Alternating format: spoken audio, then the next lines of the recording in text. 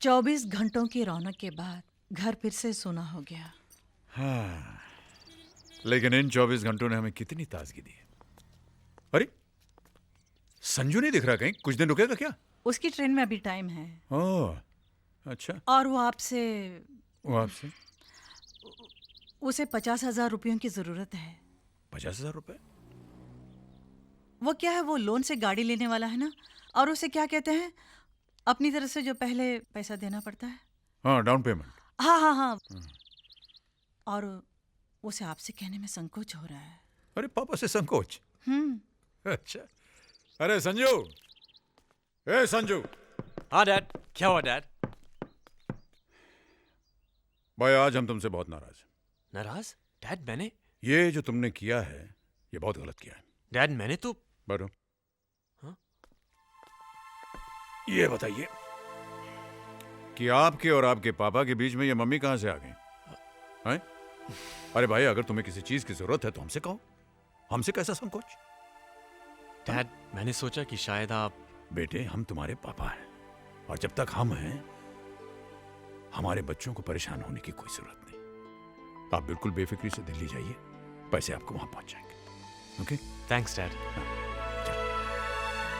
अरे चलो भाई, नाश्ता नहीं करोगे? Yes dad. मल्होत्रा साहब, ये जो ग्रेचुइटी के अगेंस्ट आपने 50,000 का लोन मांगा है, आप जानते हैं इसके बाद आपके अकाउंट में कुछ भी नहीं बचेगा। नहीं, आप जैसे सिंसियर एम्प्लॉय को ना का तो सवाल ही पैदा नहीं होता। और फिर आप हमारे दोस्त भी हैं।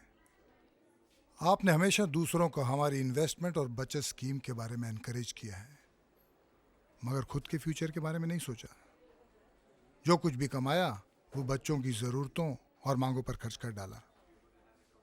मगर सच बात तो ये है कि रिटायरमेंट के बाद अपना पैसा ही सबसे बड़ी ताकत होता है। सर हमारी ताकत तो हमारे बच्चों की मुस्कानें हैं। वो पैसा ही किस काम का अगर ऐन वक्त पर बच्चों के काम ना आ सके। अब ऐसे भी सर रिटायरमेंट के बाद का मुझे जरा भी फिक्र नहीं है। भगवान की कृपा से 4 बेटे हैं, 4 अनमोल फिक्स डिपॉजिट। तो 4 फिक्स डिपॉजिट, 8 बाजू, सारे के लिए इतना बहुत है मेरे लिए।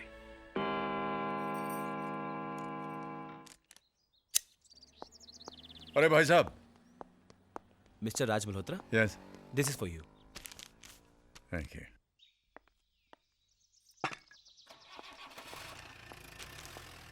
हाँ। अरे देवी जी, इंडियन एयरलाइंस की फ्लाइट टेक ऑफ होने में देर हो सकती है, लेकिन आपका ये जो दरवाजा खोलना है इसमें कभी देर नहीं होती।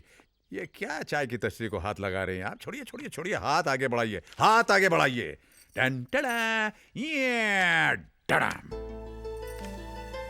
अरे इतनी जल्दी? भाई बॉस का जब हुक्म होता है तो हुक्म बजाना पड़ता है। पैसों के लिए बच्चों का कोई भी काम नहीं रुकना चाहिए। ये किसकी चिट्ठी है? ये आलोक की चिट्ठी है। अरे फिर तो उस लड़की की तस्वीर होगी इसमें। अरे 55 की हो गई, लेकिन बचपन नहीं गया तुम्हारा अभी तक। एक तस्वीर हमें भी दिखाओ भाई। कितनी प्यारी लग रही है ना। हाँ, बहुत अच्छी जोड़ी है।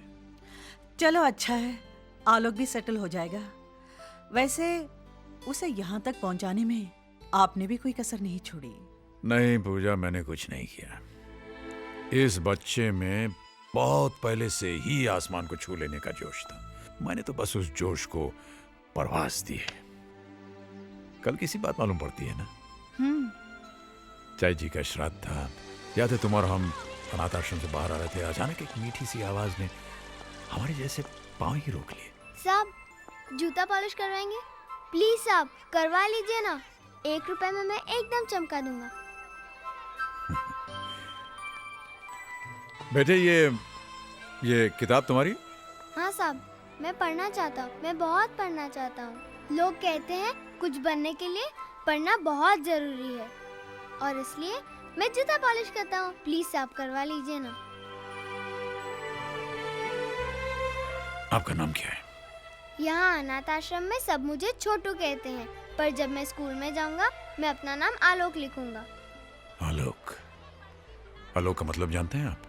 हाँ, मैनेजर साहब कहते हैं आलोक माने रोशनी। अरे छोटू, किससे बात कर रहा है तू? अरे साहब, आप अभी यहीं हैं? जी मैनेजर साहब, आज के बाद इस बच्चे का नाम छोटू नहीं आलोक होगा। जी अच्छा। ये पढ़ना चाहता है, जीवन में कुछ करना चाहता है और मुझे पूरा विश्वास है कि ऐसा जी। करेगा। आलोक बेटे इधर आओ। देखो बेटे, मैं तुम्हारा दाखिला एक स्कूल में करवाने जा रहा हूं। तुम वहां खूब पढ़ना, जितना जी चाहे पढ़ना, और ऐसा करने के लिए इसकी जरूरत नहीं पड़ने वाली। बस बस बस बस।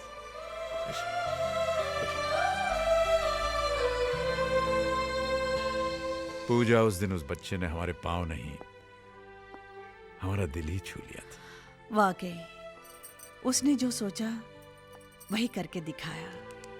अपनी लगन और आपके प्यार भरे सहारे से आलोक विदेश तक पहुंच गया पढ़ाई के लिए। और अब तो हेलो माँ जी प्रणाम। अरे आलोक बेटा, 100 साल जियोगे। अभी तुम्हारी बातें कर रहे थे हम। अच्छा, स्पीकर फोन पे रखो, हम भी सुनाएंगे। हेलो माँ जी। फोटोग्राफ्स के बारे में पूछो ना। पूछता हूँ माँ जी। पूछो माँ जी वो एनवेलप मिला क्या? माँ जी वो आपको एनवेलप। बरखुदार, आप वो फोटोग्राफ के बारे में पूछ रहे हैं या एनवेलप के बारे में? प्रणाम बाबूजी। वैसे मैं आपको बताना चाहता हूँ कि दोनों ही चीजें हमें मिल चुकी हैं। कैसे लगे बाबूजी? ठीक ठाक है। नाक थोड़ी सी छोटी है, थोड़ी मोटी है, और आंखें वो क्या? पूजा अरे आंखों के आप बारे में भी तो क्यों परेशान कर रहे हो? आलोक ये ऐसे ही कह रहे हैं। अर्पिता बहुत प्यारी है। शुक्रिया माँ जी। अरे भाई साहब, नेक काम में देरी मत कीजिए, फटाफट शादी कर डालिए। लेकिन बाबूजी आपके बिना। बेटा यूं समझ लो हम वही हैं? हमारा आशीर्वाद तुम्हारे साथ है, लेकिन हम दोनों का वहां होना नामुमकिन है। बस हमें तो इंतजार है उस दिन का जिस दिन तुम हमारी बहू को लेकर के घर आओगे। ठीक है बाबूजी, जैसे आपकी इच्छा। जीते रहो, खुश रहो।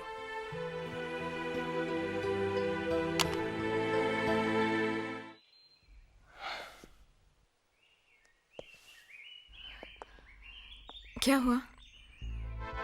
क्या कहा उन्होंने? ऐसे आही क्यों भर रहे हो? मुंह क्यों फुला रहे हो? बताओ ना, क्या कहा? ये कहा कि नाक से नकचड़ी दिखती है। हाँ? अगर होठ होते तो क्या बात होती? ये किसने कहा?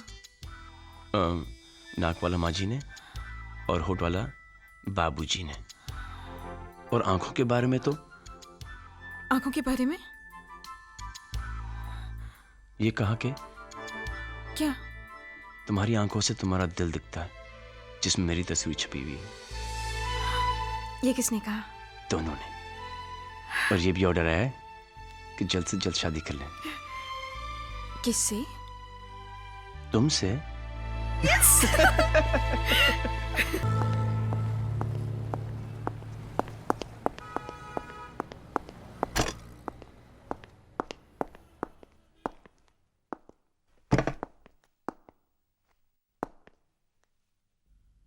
आज तो कोई हॉलिडे नहीं, फिर बैंक खाली कैसे है?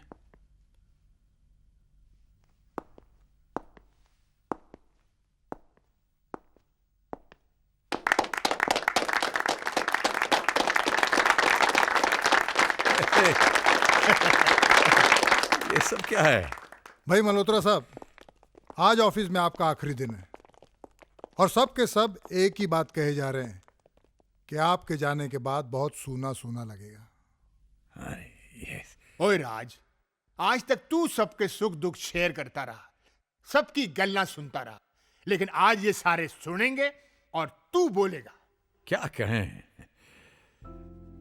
30 साल हो गए हम।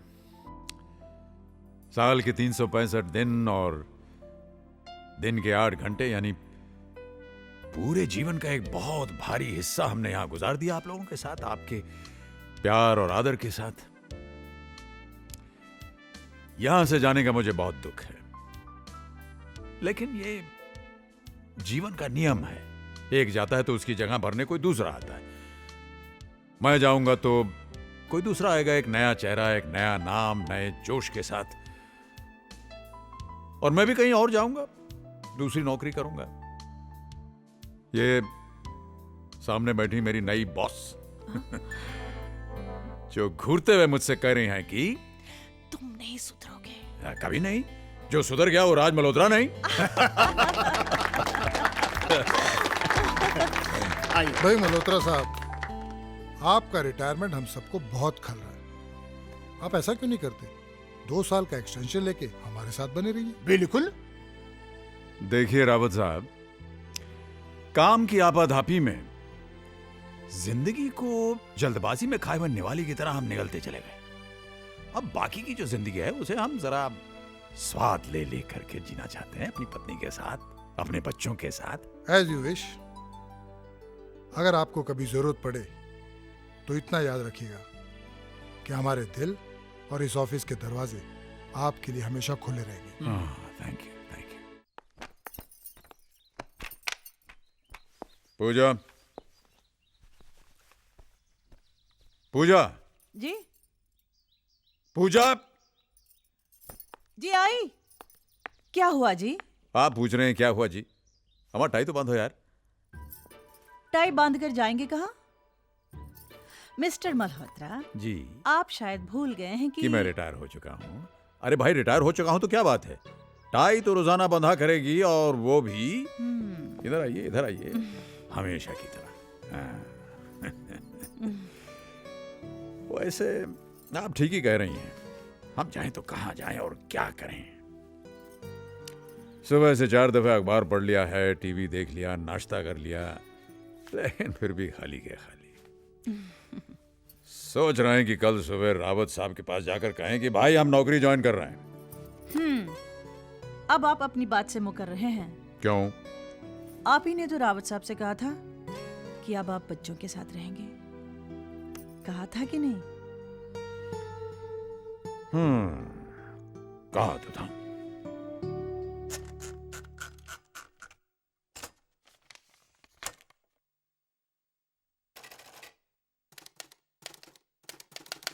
प्रिय बेटा, बहुत बहुत प्यार। हम और तुम्हारी मम्मी तुम सबको बहुत याद करते हैं, हम कुछ ज्यादा ही, क्योंकि हमारे पास अब वक्त ही वक्त है। हम रिटायर हो चुके हैं बेटा, और अब हम अपनी आगे की जिंदगी के बारे में कुछ फैसले लेना चाहते हैं।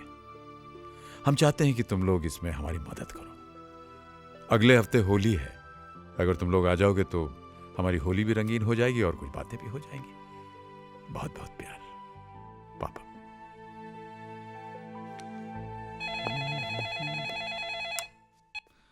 हेलो। नमस्ते भैया, संजू बोल रहा हूँ। हाँ संजय, बोलो। भैया, पापा की चिट्ठी मिली आपको? हाँ मिली। तो क्या सोचा आपने जाने के बारे में? भाई, तुम्हारी भाभी का तो कहना है कि हम सब लोगों को वहाँ पर जाना चाहिए। डैड रिटायर हो चुके हैं, ग्रेचुटी और प्रोविडेंट फंड का पैसा भी आ गया होगा। चल के सलाह मशवरा कर लेना चाहिए कि इतनी बड़ी रकम का करना क्या है। इसी बहाने होली भी साथ में मना लेंगे।